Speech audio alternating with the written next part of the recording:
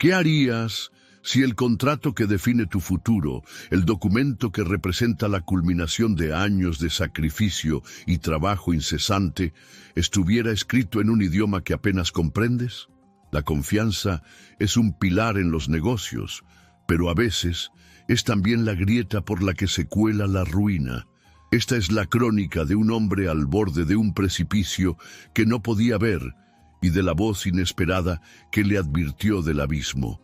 Es una historia que demuestra que el valor y la inteligencia no entienden de edad ni de estatus social, y que los actos más heroicos a menudo provienen de quienes la sociedad ha decidido ignorar. Si este tipo de relato te interesa, te invitamos a que te suscribas a nuestro canal Cuentos que Enamoran.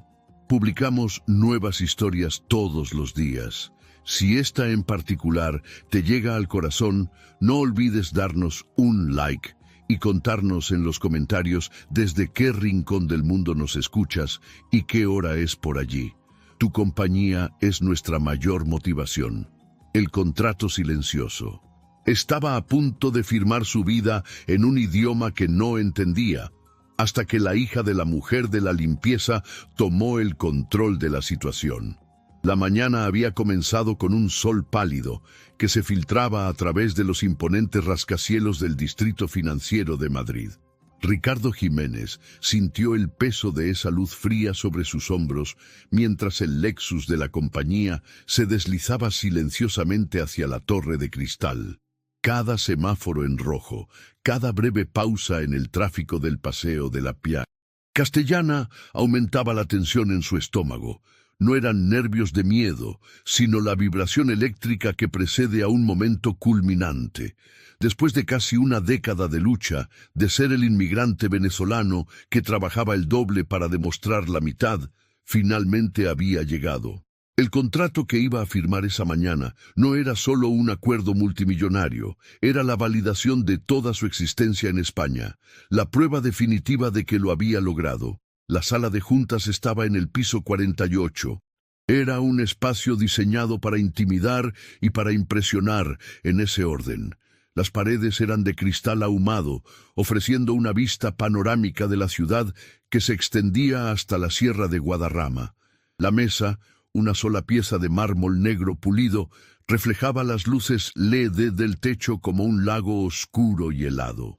El silencio era casi total, roto solo por el murmullo casi imperceptible del sistema de climatización y el suave roce de las telas caras. Ricardo se sentó, colocando su maletín de cuero a su lado. Su corazón latía con un ritmo fuerte y constante, un tambor que marcaba el final de una larga guerra personal. Frente a él, sentados con una calma que parecía ensayada, estaban Jean-Pierre Dubois y Alain Bernard. Eran los rostros del conglomerado francés con el que llevaba negociando 6 meses. Dubois, el mayor, tenía el cabello plateado peinado hacia atrás y una sonrisa que nunca llegaba a sus ojos grises. Bernard, más joven y visiblemente más impaciente, jugueteaba con un bolígrafo de platino, un Montblanc que probablemente costaba más que el primer coche de Ricardo. Ambos vestían trajes de Segnia que parecían hechos a medida esa misma mañana. Exudaban un aire de poder antiguo, de riqueza heredada, que contrastaba con la historia de Ricardo, forjada en la necesidad y la ambición. «Ricardo, mon ami», comenzó Dubois, su voz suave pero con un filo de acero. «Hoy es un gran día para ambos, un día histórico». Deslizó sobre la superficie de mármol un fajo de documentos encuadernado en piel azul. El título, Contrat de Partenariat Stratégique, brillaba en letras doradas. El francés. Ricardo había pasado toda su vida adulta en Madrid, después de que su familia lo perdiera todo en Venezuela. Hablaba español con el acento neutro de un presentador de noticias, y se defendía en inglés de negocios, pero su francés era rudimentario, aprendido en un curso online y nunca puesto a prueba más allá de pedir un café en un viaje a París. Lo sabían. Durante las negociaciones, siempre habían contado con un equipo de traducción simultánea, Pero para la firma, para el documento final, insistieron en que fuera en su idioma original por protocolo corporativo. Ricardo, agotado por las largas semanas de tira y afloja y confiando en que los puntos clave discutidos ya estaban reflejados en los borradores que sí había entendido, había aceptado. Un error fatal. Confiaba en que el trato era limpio, en que las cláusulas reflejaban las maratonianas reuniones. Nadie en su sano juicio se atrevería a dudar de la integridad de uno de los conglomerados más prestigiosos del continente. Nadie, excepto una niña de no más de 10 años, sentada en un rincón de la sala, en una silla discreta junto a un carrito de limpieza. Era la hija de la mujer que limpiaba esa planta del edificio, una niña de ojos grandes y cabello oscuro recogido en una trenza. Se llamaba Isabela. Justo cuando Ricardo cogía el bolígrafo que le ofrecía Bernard, una vocecita clara y tímida cortó el aire, solemne. «Disculpe, señor, ese papel no dice lo que usted cree que dice». La frase fue un murmullo, pero en el silencio de la sala sonó como un trueno. Ricardo se quedó con la mano suspendida en el aire. Dubois y Bernard giraron la cabeza al unísono. Sus expresiones de cordialidad forzada se evaporaron, reemplazadas por una incredulidad irritada. Todos los ojos se clavaron en la esquina, en la pequeña Isabela, que ahora miraba fijamente al abogado con una seriedad impropia de su edad. Su madre, que había entrado en ese preciso instante para recoger algo del carrito, se quedó paralizada en la puerta, con una expresión de pánico en el rostro. Isabela había estado allí, en silencio, esperando a que su madre terminara su turno. Había aprendido a ser invisible en esos entornos, a ocupar el mínimo espacio posible. Pero mientras los adultos hablaban, sus ojos curiosos se habían posado en las hojas que el abogado revisaba superficialmente. Había leído fragmentos del contrato. Su padre, un traductor autónomo que trabajaba desde casa, le había enseñado francés desde que era pequeña, convirtiéndolo en un juego. Y en ese juego había encontrado algo que no cuadraba, una palabra, una frase que chirriaba con el tono amable de los ejecutivos. Ricardo frunció el ceño, más perplejo que alarmado. Dejó el bolígrafo sobre la mesa. «¿Cómo dices? ¿Cómo que no dice lo que creo?» La pregunta flotó en el aire, cargada de una extraña mezcla de condescendencia y una incipiente curiosidad. Isabela, sintiendo la mirada de todos, se encogió un poco, pero luego tragó saliva y miró directamente a Ricardo. Su voz, aunque temblorosa, fue firme. «Están intentando quedarse con todas sus propiedades en Venezuela, las que mencionó antes, las fincas de su abuelo». Se levantó y se acercó tímidamente a la mesa, señalando con su dedo índice una sección del documento.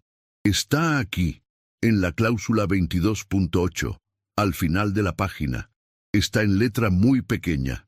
Dice que usted cede la totalité de ses actifs familiares sans droit de réclamation future, que cede todos sus activos familiares sin derecho a reclamo futuro».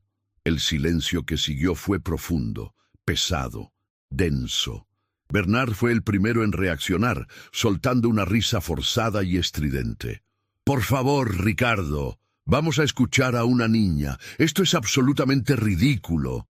Tiene una imaginación desbordante, sin duda. Quizás una futura novelista». Intentó restarle importancia con un gesto de la mano, dirigiéndose a su socio. «Jean-Pierre, creo que la pequeña necesita un vaso de agua». Pero Dubois no se reía. Su rostro se había convertido en una máscara de piedra. Interrumpió a su colega con un gesto brusco y nervioso, un movimiento casi imperceptible de su mano que gritaba alarma. El sudor comenzó a perlar en la frente de Ricardo. La seguridad que había sentido al entrar en la sala se estaba desmoronando, reemplazada por una náusea helada. Tomó el grueso documento y lo giró sobre la mesa hacia la niña, que permanecía de pie, valiente y diminuta frente a ese monumento de mármol. ¿Puedes leerlo otra vez, por favor? En voz alta. Isabela asintió. Se acercó aún más, sus pequeños dedos rozando el papel caro, y con una voz sorprendentemente clara y fluida, tradujo el fragmento exacto, palabra por palabra, sin titubear. Luego levantó la vista y leyó la siguiente línea, una penalización por cancelación que ascendía a una cifra astronómica. La sala quedó en un silencio absoluto, un vacío que zumbaba en los oídos. El único sonido era la respiración ahora agitada de Ricardo. Miró a los dos socios. Ya no parecían tan confiados. Bernard evitaba su mirada, fijándola en el skyline de Madrid, mientras que la sonrisa de Dubois se había convertido en una línea tensa y pálida. ¿Por qué no me dijeron esto? La voz de Ricardo era un susurro peligroso. Ustedes sabían perfectamente que mi francés es limitado. Siempre usamos traductores. Fue un error menor, un simple matiz en la redacción, nada serio, balbuceó. Bernard, intentando recuperar el control, tratando de calmar una situación que se le escapaba de las manos como arena. Un detalle que nuestro equipo legal puede corregir en una adenda postfirma sin ningún problema. Pero la expresión de Ricardo ya no era de duda. Era una máscara de furia contenida, la rabia fría de un hombre que se da cuenta de que ha sido tratado como un tonto. La pequeña Isabela no se inmutaba, firme en su sitio. Sabía exactamente lo que había leído. Su madre, Elena, finalmente reaccionó. Corrió hacia su hija, cogiéndola suavemente por el brazo. Perdón, señor Jiménez, 1000 perdones. No quería que Isabela molestara. Es solo una niña. A veces lee cosas y... Su voz se apagó, llena de pánico y vergüenza. Ricardo se puso de pie bruscamente. El sonido de su silla arañando el suelo de mármol resonó en la sala. Miró a Elena y luego a su hija, y una extraña calma se apoderó de él. Su hija no me ha molestado, señora. Me ha salvado. Luego clavó sus ojos en los dos, hombres al otro lado de la mesa, una mirada tan intensa que parecieron encogerse en sus caros trajes. Me ha salvado de ustedes. Los socios intentaron un último y desesperado contraataque.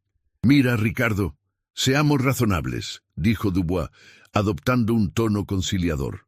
Podemos renegociar este punto, quizás una mejor distribución de los activos. Es un detalle menor en un acuerdo de esta magnitud. Firmamos ahora como gesto de buena fe y nos comprometemos por escrito a corregir los términos la semana que viene. Ricardo soltó una risa, pero no tenía nada de alegre. Era un sonido amargo, cortante. ¿Corregir después de entregarles en bandeja de plata el legado de mi familia, lo único que nos quedó? ¿Cuántas veces han usado este truco? ¿Cuántos otros socios han firmado con ustedes sin saber realmente lo que firmaban? Los ejecutivos guardaron un silencio sepulcral, un silencio que era una confesión en sí misma. La atmósfera se volvió irrespirable. Isabela, aún de pie, sostenía la mirada. Había crecido en un mundo de adultos, entre los pasillos de oficinas que limpiaba con su madre al amanecer o al anochecer. Mientras otros niños veían dibujos animados, ella escuchaba fragmentos de conversaciones de negocios. Observaba las dinámicas de poder, aprendía a leer a las personas. Nadie se había fijado nunca en ella, en la inteligencia silenciosa que absorbía todo como una esponja. Para todos, era solo la hija de la limpiadora, una figura invisible en el fondo del escenario. Ricardo caminó lentamente hacia la inmensa cristalera, dándoles la espalda.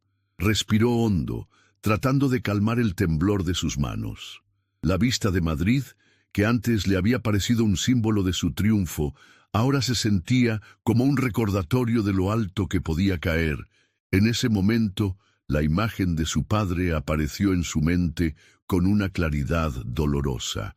Lo vio, 20 años más joven, sentado en la mesa de la cocina de su humilde apartamento en Caracas, la cabeza entre las manos, la notificación de embargo sobre la mesa.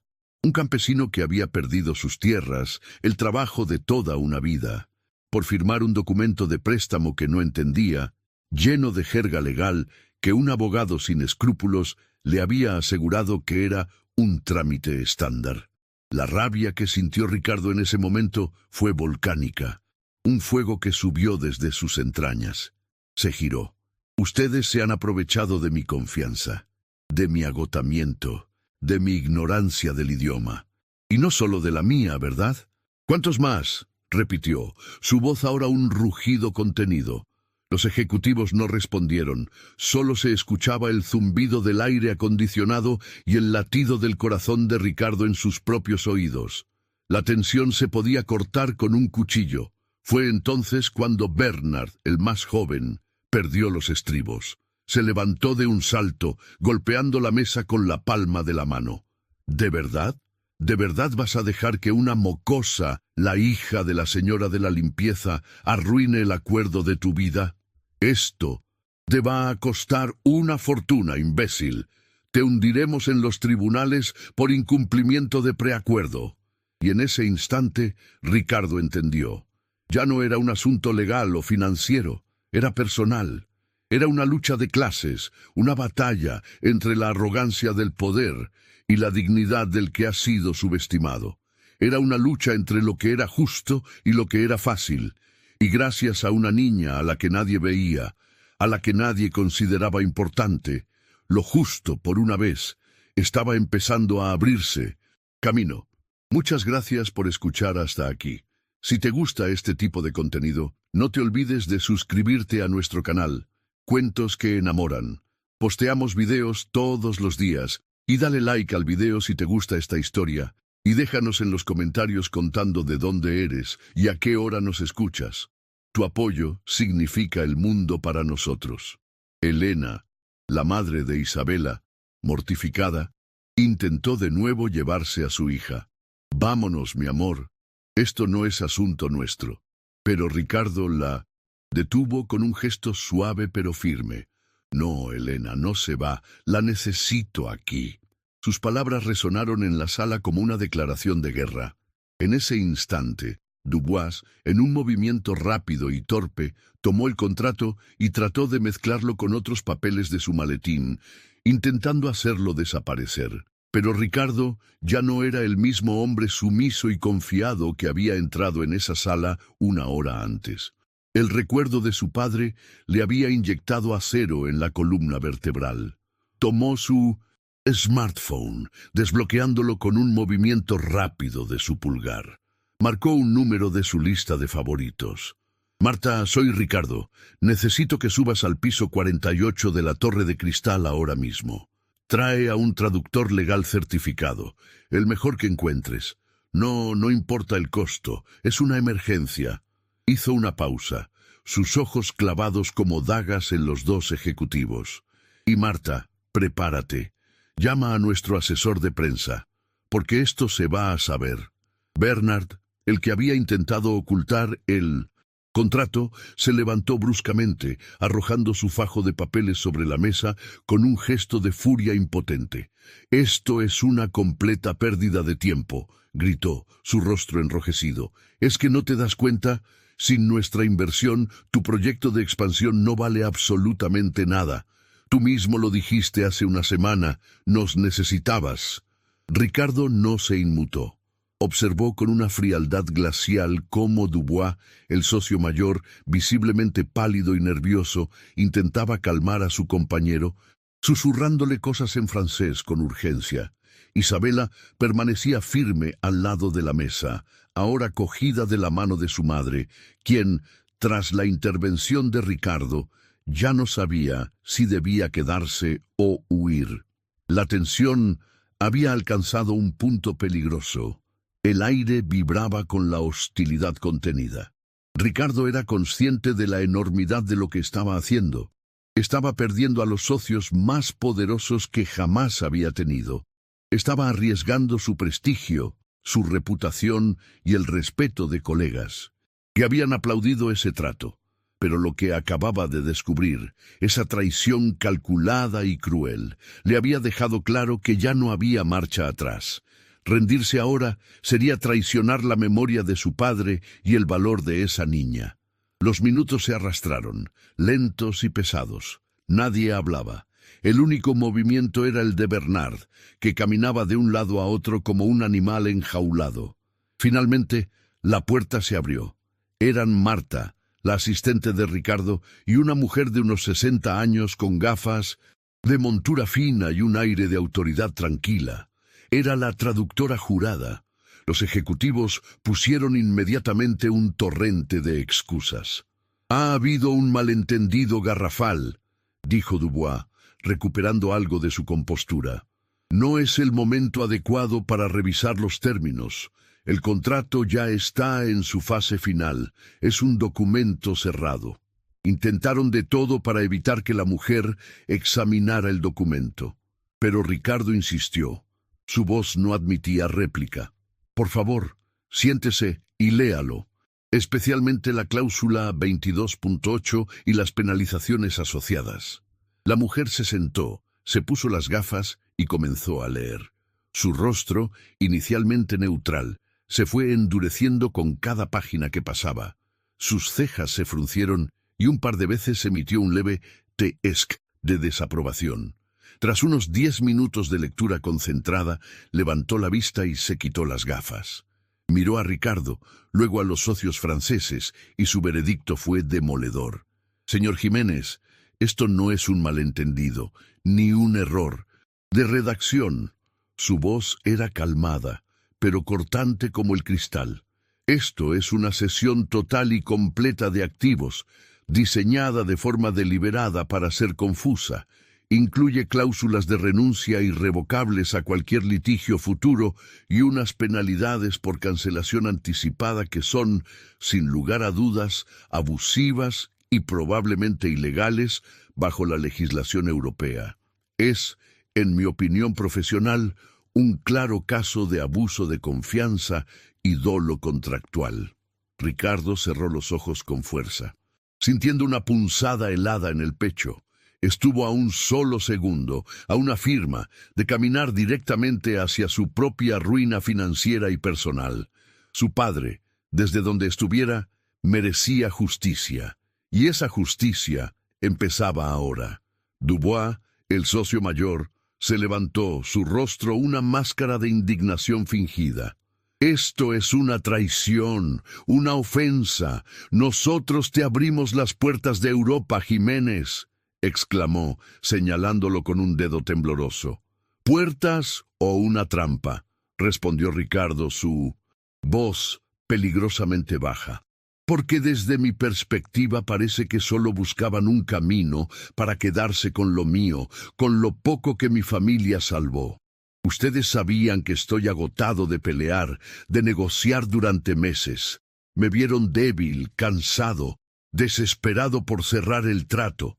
Y justo cuando pensaban que podían dar el golpe de gracia, apareció alguien que sí prestó atención, alguien a quien ustedes ni siquiera vieron». Todas las miradas, una vez más, se volvieron hacia Isabela. La niña no entendía el alcance completo de la batalla legal y financiera que se libraba a su alrededor, pero entendía la injusticia. Sabía con la claridad moral de la infancia que había hecho lo correcto al hablar. Su madre, Elena, ahora con los ojos llenos de lágrimas de orgullo y miedo, le apretó la mano con fuerza, un ancla silenciosa en medio de la tormenta. La tensión alcanzó su clímax cuando Bernard, el abogado del diablo, amenazó directamente. «Te arrepentirás, te demandaremos por incumplimiento de acuerdos previos, por daños a nuestra reputación. Te arrastraremos por todos los juzgados de este país hasta que no te quede ni un céntimo». Por un instante, solo un instante, Ricardo se sintió derrotado. El peso de la amenaza lo golpeó con toda su fuerza. Pensó en los años de trabajo incansable, en la lucha constante por ganarse el respeto en un país donde, para algunos, siempre sería el extranjero. Pensó en el agotamiento, en el deseo de terminar con todo, de simplemente firmar, perderlo, todo y desaparecer. El miedo, frío y paralizante, lo atenazó. Pero entonces la traductora, la mujer mayor de mirada sabia, se acercó a él y puso una mano sobre su hombro. Se inclinó y le susurró para que solo él la oyera. Mi esposo perdió su taller de toda la vida por un contrato muy parecido a este. Lo firmó confiando en su socio. Lo destrozaron. No permita que le hagan lo mismo. Usted no está solo en esto. Esa frase, esa confesión inesperada de una extraña, rompió algo dentro de Ricardo. Ya no se trataba de su empresa, de su dinero o de su ego. Era una causa. Era por su padre, por el esposo de esa mujer, por todos los que habían sido engañados por los poderosos. Ricardo se enderezó, su espalda recta, su mirada clara.